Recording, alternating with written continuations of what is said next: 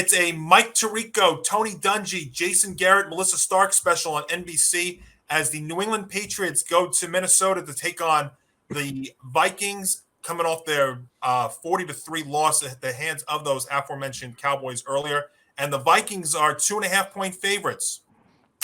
So this is going to be one where I'm not going to court controversy because I am a pessimist as a Giants fan, but as someone who has a let's say familial connection with the Vikings, I tend to be more of an optimist, a skull horn, a half full kind of guy. But How about Stein? I would like Beer beer Stein half full. So I would like to think that last week's performance or lack of a performance, because what the hell was that? But I would like to think that was an aberration, and the Patriots now are not the Patriots of yore. So I'm going to go ahead and take the money. Interesting. So let's see here.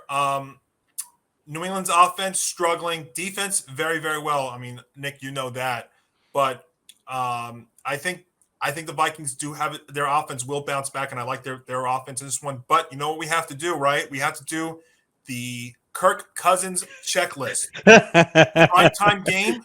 Yep. Oops. Nationally televised game? Yep. But you know what?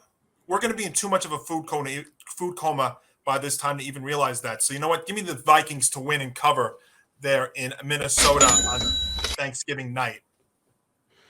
I'm pretty much with you guys. I have the Minnesota Vikings winning this game, and yeah, Bill Belichick can only win so many games for a Patriots squad that really isn't that great roster-wise. I mean, you won a game by luck last week, all on a kick return. Well, we'll get to my anger when that game comes up. But my point is that the Patriots are not the team they once were.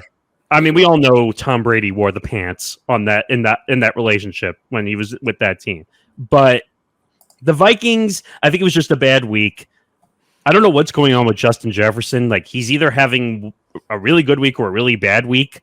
Like, he's supposed to be your top wide receiver. I would say him and Diggs are the top two receivers in the NFL.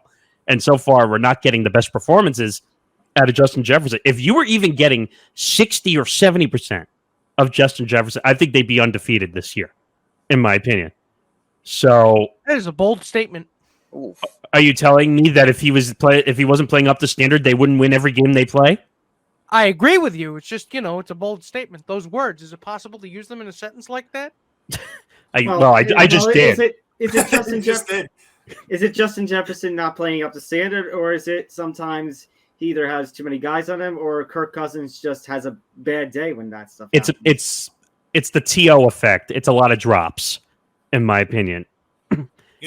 He's been open a lot, and he's not making the catches. He's trying to run without the football a lot of times. Well, you know what's crazy? They're 8-2, the Vikings, and they have a minus point differential for the season.